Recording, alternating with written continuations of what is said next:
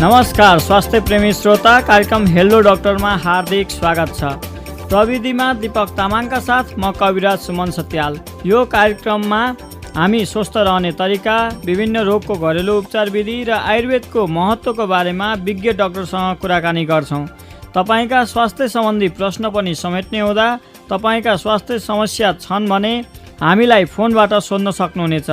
यो कार्यक्रम लकडाउनभरि दैनिक र जनजीवन सामान्य भएपछि यसै समयमा साप्ताहिक रूपमा प्रसारण हुनेछ। आजको कार्यक्रममा हाम्रो अतिथिको रूपमा Patanjali Ayurveda medical college and research सेन्टरमा अध्यापनरत चिकित्सक डाक्टर रामदेव पण्डित हुनुहुन्छ। डाक्टर साहब, कार्यक्रममा स्वागत छ। धन्यवाद। डाक्टर साहब, लकडाउनको समयमा दैनिकी कसरी चलिरहेको छ? लकडाउनले मलाई एकदम धेरै सहज बनाइदिएको छ। अरू बेला समय नमिल्ने, अहिले चाहिँ साधना गर्नलाई मलाई समय पर्याप्त मिलिरहेछ। बिहानदेखि मैले अब आयुर्वेदको एक खालको दिनचर्याको जुन विषय छ त्यसलाई मैले केही हदसम्म पालन गर्न पाएको छु। बिहान योगाभ्यास गर्ने, प्राणायाम गर्ने, ध्यान गर्ने, स्नान गर्ने र केही जडीबुटीको सेवन गर्ने, प्लस दिउँसो पनि केही सृजनात्मक केही लेख्ने पढ्ने काममा चाहिँ आफूलाई व्यस्त बनाइरहेको छु। हजुर, डाक्टर साहबले अहिले ध्यान गरिरहेको छु, साधना गर्दैछु भन्दाखेरि मलाई एउटा जिज्ञासा के पलायो भने, आयुर्वेद पढ्ने विद्यार्थी अथवा आयुर्वेदको चिकित्सकहरू चाहिँ आधुनिक सँगसँगै अध्यात्मलाई पनि उत्तिकै सँगसँगै लानुहुन्छ भनेर बुझ्दाखेरि कस्तो हुन्छ?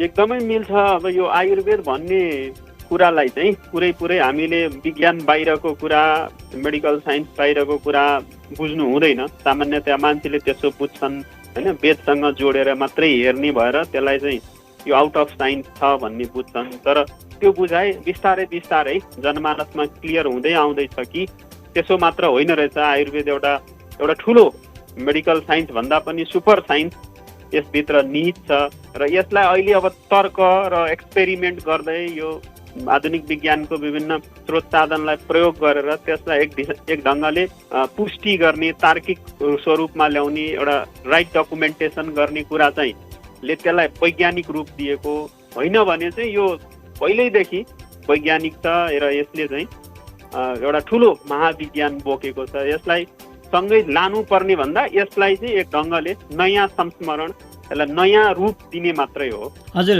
डाक्टर साहब, यो हाम्रो जीवनमा चाहिँ सबै कुरा चाहिँ देख्ने कुरा र वैज्ञानिक रूपमा पुष्टि भएको कुरा मात्रै होइन र योभन्दा बाहेक केही सूक्ष्म तत्त्वहरू छन्, अदृश्य तत्त्वहरू छन् जसले चाहिँ हाम्रो जीवनलाई प्रभावित पारिरहेको हुन्छ। मजाले छ, यसमा त शङ्का गर्ने ठाउँै छैन। तपाईँले हावा लिनुहुन्छ, हावा त देखिँदैन।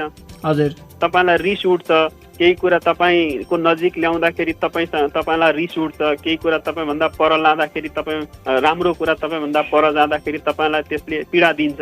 यो कुराको हरेक कुराको चाहिँ मूर्त केही घटाउने कारण हुँदैन। सिम्पल हावाको कुरा गर्दा एटम त देखिँदैन।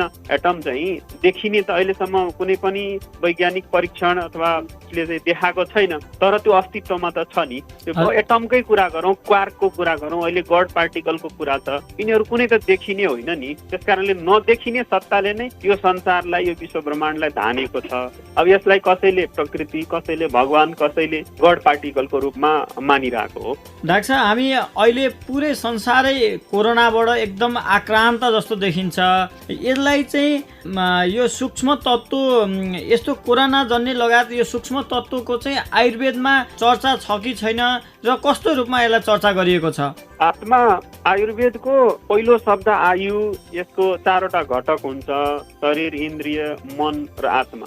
यो आत्मा नै त्यो परम तत्त्व, त्यो नदेखिने तत्त्व जसलाई चाहिँ तपाईँले उठाउनु भएको विषयवस्तुलाई ठ्याक्कै एउटै शब्दमा भन्दा त्यो आत्मा तत्त्व नै चाहिँ एउटा नदेखिने तत्त्व हो जसले ओभरअल सबै कुरालाई रुल गर्छ। त्यसको अस्तित्व बिना अरू केही कुराको अस्तित्व छैन, आयुको अस्तित्व छैन, जीव प्राणीको अस्तित्व छैन। हजुर डाक्टर साहब, अब मैले आजको उठाउन खोजेको विषयवस्तुतर्फ लाग्न चाहन्छु म। हजुर, यो अहिले यो कोरोना जन्य महामारी त यो आज कोरोना आयो, तर यस्तो समस्याहरू त भोलि पनि आउन सक्छ, हिजो पनि आएको थियो।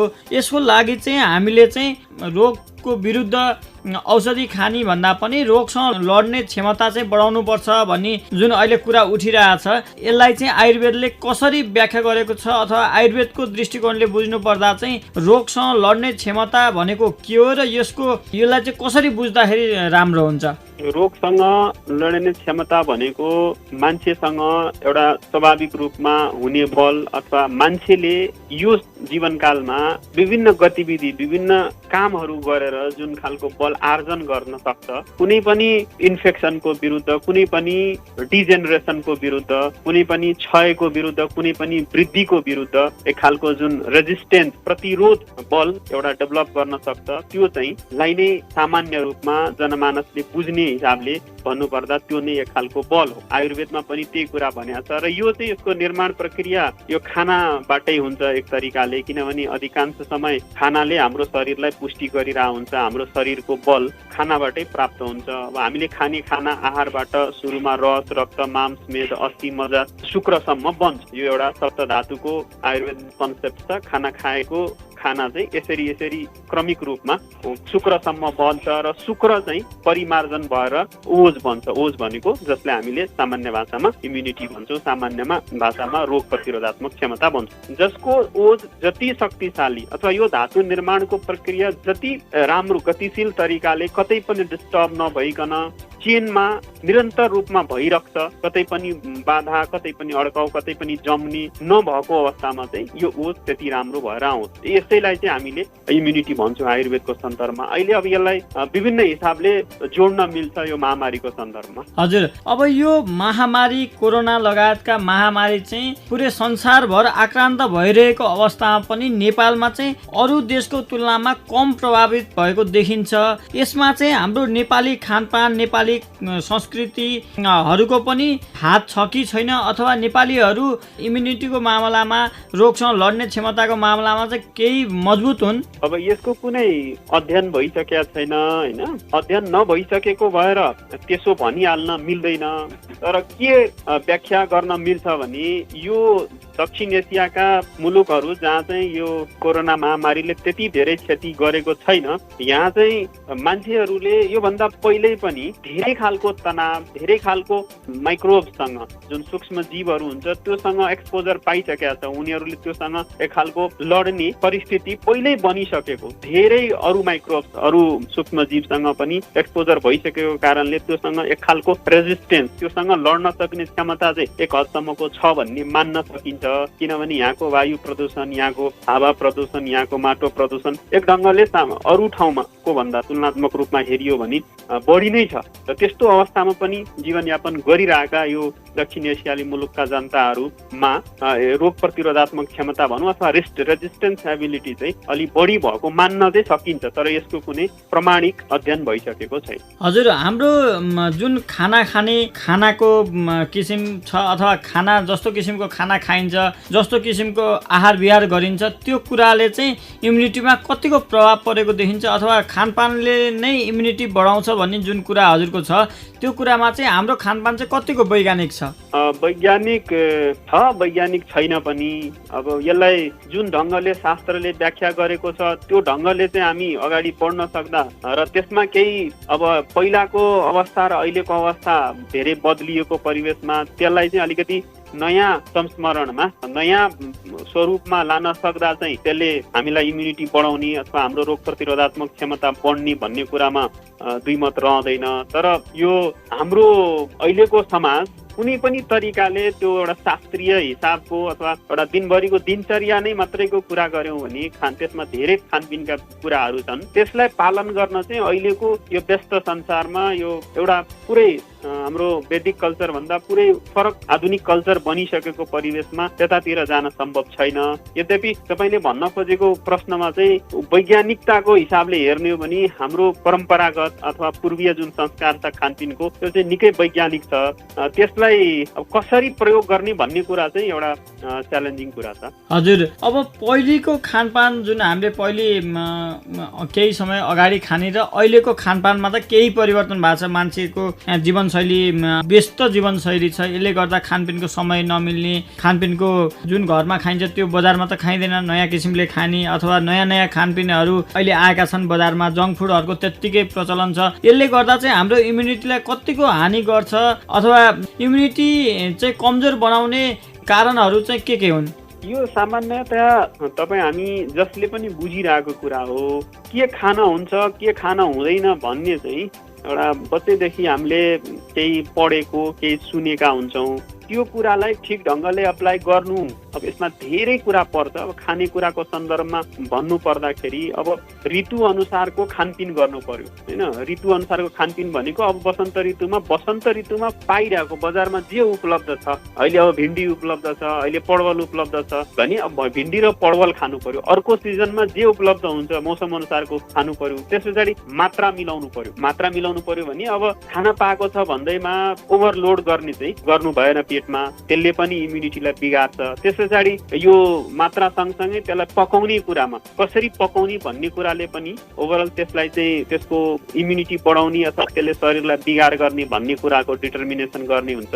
त्यो भएर त्यतातिर पनि फोकस गर्नुपर्छ। भनेको ओभर तारेको, ओभर भुटेको, तेलमा एकदम धेरै छानेको अनि पटक पटक एउटै तेलले खाना पकाएको लगायत अरू धेरै समस्या छन् यो पकाउने शैलीमा चाहिँ। पखाल्ने कुरा भयो, त्यस पछाडि त्यसलाई काट्ने कुरा भयो, अनि त्यसमा के मिसाउने, अब अनेक थरी आजभोलि एउटै खानामा अनेक थरी कुरा मिसाउने कुरा पनि छ। अनि त्यस पछाडि कस्तो स्रोतबाट आएको, कहाँबाट ल्याएको, त्यो कुराहरूलाई पनि एक ढङ्गले परीक्षण गरेर मात्रै हामीले अगाडि बढ्न सक्दाखेरि त्यो खानपिनलाई चाहिँ एक ढङ्गले हामीले व्यवस्थापन गर्न सक्छौँ र त्यसले अन्ततः हाम्रो इम्युनिटीलाई बढाउन मद्दत गर्छ। हजुर, अहिलेको खानपानमा चाहिँ सामान्य मानिसहरूको खानकी चाहिँ त्यसरी एउटै रूपमा बनेको छ। जस्तो बिहान पाउरोटी र दुध खाने, दिउँसो मोमो अथवा चाउमिन अथवा यस्तो खानेकुरा बजारको खाने र बेलुका यो खाने, अनि एउटा किसिमको सेड्युल बनिया हुन्छ। त्यो चाहिँ कतिको व्यवहारिक अथवा कतिको वैज्ञानिक रूपमा चाहिँ कतिको राम्रो छ त्यो? अब त्यो त हुँदै होइन। शरीरको माग चाहिँ एकै थरीको खानाबाट पुरा हुँदैन। शरीरलाई प्रोटिन पनि चाहियो, शरीरलाई कार्बोहाइड्रेटको एउटा निश्चित मात्रा सधैँ चाहियो, प्रोटिनको मात्रा सधैँ चाहियो। त्यस सँगसँगै अब यो भिटामिन चाहिँ अनेक थरी भिटामिन छ, त्यो चाहिँ एउटै खालको खानाबाट आपूर्ति हुन सक्दैन। त्यस कारणले एउटै खाना खानु, एउटै प्रकृतिको खाना लामो समयसम्म खानु चाहिँ एक हिसाबले रोग निम्त्याउनु हो। त्यसबाट त त्यो राम्रो हुँदै होइन। अब यसलाई चाहिँ हामीले त्यो बुझी पनि मान्छेले यो जुन आधुनिकताको छ अथवा समाजमा वरिपरि जे गरिरहेको छ त्यसको कपी गर्न खोज्दाखेरि र केही गरिबीको कारण पनि यो समस्याहरू आएको छ। तर अधिकांश व्यवस्था गर्न सक्ने मान्छे जसले यो कुराहरू उपलब्ध गराउन सक्नुहुन्छ उहाँहरूको पनि खानपिनको शैली त्यति राम्रो छैन। त्यस कारणले यो लैलैमा चलिरहेको एउटा बगिरहेको समाजलाई चाहिँ हामीले एक ढङ्गले उनीहरूलाई एउटा पुनर्मूल्याङ्कन गर्ने, आफूलाई रिभाइज गरेर हेर्न पुर्याउने अवस्थाको जस्तै यो खालको रेडियो प्रोग्रामहरू ल्याउने प्रशिक्षण चाहिँ गाउँ अथवा घरमा अथवा यो मिडियाहरूको मार्फतबाट दिन सक्दाखेरि यसले चाहिँ एउटा रूपान्तरण ल्याउँछ। अहिले सजिलोको हिसाबले पनि गाउँघरमै पनि चाउचाउ लगाएर राख्ने, बिस्कुट लगाएर राख्ने, चाउमिन लगाएर राख्ने, जुन पकाउन पनि सजिलो, छिटो, सुविधाको हिसाबले चाहिँ त्यसरी बढी प्रयोग गरेको देखिन्छ। होइन, यसलाई त्यसरी पनि बुझ्न मिल्दैन। यो सुविधा पनि होइन। त्यो अब जब मान्छेको स्वास्थ्य नै रहेन भने त्यो सुविधाको केही काम हुँदैन। एकछिनको तातो एकछिनको मिठोले चाहिँ तत्कालै रोग ल्याउने थाहा छ, त्यसले चाहिँ समस्या ल्याउँछ। एकैछिनमा मनको स्थितिलाई बिगार्छ होइन। एउटा सकारात्मक सोच्ने कुरालाई चाहिँ नकारात्मकतिर लान्छ भने त्यसलाई प्रयोग गर्नु भनेको आयुर्वेदको भाषामा प्रज्ञा अपराध भनिन्छ। जानी थाहा छ यो गर्नु हुँदैन, तर त्यो गल्ती गर्नु भनेको त्यो एक खालको अपराध हो। शरीरमाथिको अपराध हो, मनमाथिको अपराध हो, इन्द्रियमाथिको अपराध हो। त्यसो गर्नु त जायज हुँदै होइन। यो सुलभतालाई हेर्नु भने यो मान्छेले चाहिँ आफ्नो एउटा इन्द्रियहरूलाई नियन्त्रण गर्न नसकेको त्यो कुरालाई चाहिँ उहाँहरूले अथवा जो समाज छ त्यो समाजलाई एक ढङ्गले केही राम्रा मान्छेले, केही विशेषज्ञले चाहिँ यो कुरालाई अथवा सरकारले पनि यस पुनर्जागरणको लागि केही गर्छ। हजुर डाक्टर साहब, अब यो इम्युनिटीमा हामी केन्द्रित भइरहेका छौँ। अब हामीसँग समय पनि छोटो भएको कारणले इम्युनिटी बढाउन चाहिँ के उपाय गर्नुपर्छ र के गलत कार्यहरू चाहिँ छोड्नुपर्छ? अब यो एकैचोटि अनि छोटो समयमा साध्य नहुने कुरा हो। यो इम्युनिटी फेरि रातारात बढिहाल्ने भन्ने कुरो चाहिँ होइन। त्यसकारणले जे कुरो गलत छ, समाजमा स्थापित धेरै राम्रा मान्यताहरू छन्, त्यो मान्यताहरू जुन पहिले हाम्रा हजुरबा हजुरआमा हाम्रो पुर्खाहरूले त्यसलाई चाहिँ अभ्यास गर्नुहुन्थ्यो, त्यो कुरा चाहिँ वैज्ञानिक थियो। यद्यपि त्यसको अनुसन्धान अहिलेसम्म पनि भइसकेका छैन, बिस्तारै अनुसन्धान भइरहेको छ। त्यो संस्कार, त्यो परम्परालाई चाहिँ हामीले एक ढङ्गले स्वीकार गरेर त्यसको वैज्ञानिकतालाई केही हदसम्म खोजेर आफ्नो जीवनमा अब लागू गर्नुपर्छ होइन। अब यसमा ठ्याक्कै अहिले सामान्य रूपमा बिहान उठ्ने कुरा नै चाहिँ लाई जोड्न सकिन्छ। बिहान चाँडो उठ्न सक्नु, अब यो सबैलाई थाहा छ, बिहान उठ्यो भने मुड फ्रेस हुन्छ होइन, दिनभरि खालको ऊर्जा आउँछ। त्यो गर्न नसक्नु त मान्छे स्वयंको कमजोरी हो। त्यसकारणले यो कुरा भयो। त्यसरी अभ्यास तपाईँको कुनै खालको व्यायामको कुरा, चाहे योग होस्, चाहे जिम होस्, चाहे कुनै खेलकुद गर्ने कुरा होस्, त्यो जे गरे पनि हुन्छ, डान्स गरे, नृत्य गरे पनि हुन्छ, तर केही न केही चाहिँ 1 घण्टा कम्तीमा गर्नु पर्यो मान्छेले। अब त्यो नगर्नु चाहिँ फेरि व्यक्ति स्वयंको। अनि अर्को मैले भनिसकेँ कि पानीको मात्रा पर्याप्त मात्रामा खानु पर्यो, मौसम अनुसारको खानपिन गर्नु पर्यो, जे उपलब्ध छ त्यो कुराहरूलाई खानपिन गर्नु पर्यो, सुताइलाई मिलाउनु पर्यो। र यो विश्रामको पनि एउटा महत्त्वपूर्ण भूमिका हुन्छ जीवनमा। विश्राम पनि जति मात्रामा शरीरलाई चाहिन्छ 8 घण्टाको मिनिमम, त्यति चाहिँ एउटा सक्रिय मान्छेले लिनुपर्छ। सामान्य रूपमा भन्दा अहिलेलाई छोटो समयमा यति भन्न सकिन्छ। हजुरको कुराले चाहिँ इम्युनिटी बढाउन कुनै बाहिरी त्यस्तो महँगो तत्त्व अथवा बाहिरी कुराहरू किनेर खाने भन्दा नि आफ्नो समाजमा आफ्नो घर करेसामा जे छ त्यही कुरालाई व्यवस्थित रूपमा खायो भने चाहिँ इम्युनिटी त्यहीँबाट डेभलप हुन्छ। शरीरको 2-3 वटा अवस्था हुन्छ, एउटा विकृत, एउटा चाहिँ सन्तुलित र एउटा परिमार्जित अवस्था पनि हुन्छ। अब विकृत अवस्थामा भए त त्यो रोगी मान्छे हो, सन्तुलित अवस्थामा भए त्यसलाई स्वस्थ मान्न सकिन्छ। तर परिमार्जित अवस्था बनाउनको लागि तपाईँले केही बाह्य कुरा, रसायनका कुराहरू होइन, केही पञ्चकर्मका विशेष विधिहरू अवलम्बन गरेर रोग प्रतिरोधात्मक क्षमतालाई बढाउन सकिन्छ। त्यसको पनि विधान छ हाम्रो शास्त्रमा र वैज्ञानिक अहिलेको आधुनिक विज्ञानमा पनि केही औषधिहरू त्यस्ता छन्। तर त्यो जानुभन्दा पहिले चाहिँ हाम्रो विकृत अवस्था अथवा विकृत जीवनशैली, विकृत जुन सोचको कुरा पनि छ, यो कुरालाई सुधारेर पहिला हामीले एउटा सन्तुलित जीवन बाँच्नु पर्यो। त्यस पछाडि अझ थप इम्युनिटी चाहियो, थप रोग प्रतिरोधात्मक क्षमताको लागि चाहिँ बाह्य कुराहरूको पनि हामी प्रयोग गर्न सक्छौँ। तर पहिला हामीले हाम्रो विकृत अवस्थाबाट, असन्तुलित अवस्थाबाट सन्तुलित अवस्थामा चाहिँ आउनु पर्यो। हजुर डाक्टर साहब, निकै महत्त्वपूर्ण जानकारी दिनुभयो, यसको लागि हजुरलाई धेरै धेरै धन्यवाद। ल, यहाँको रेडियो रामेछापलाई पनि धेरै धेरै धन्यवाद, मेरो विचार राख्ने मौका दिनुभयो, र विशेष गरी यहाँ डाक्टर साहब सुमनजीलाई पनि धेरै धेरै धन्यवाद। हस् त श्रोता, आजको लागि यति नै। बाँकी कुरा आगामी अङ्कहरूमा हामी गर्ने नै छौँ। आजको कार्यक्रममा प्राविधिक साथी दीपक तामाङका साथ म कविराज सुमन सत्याललाई बिदा दिनुहोस्। धन्यवाद।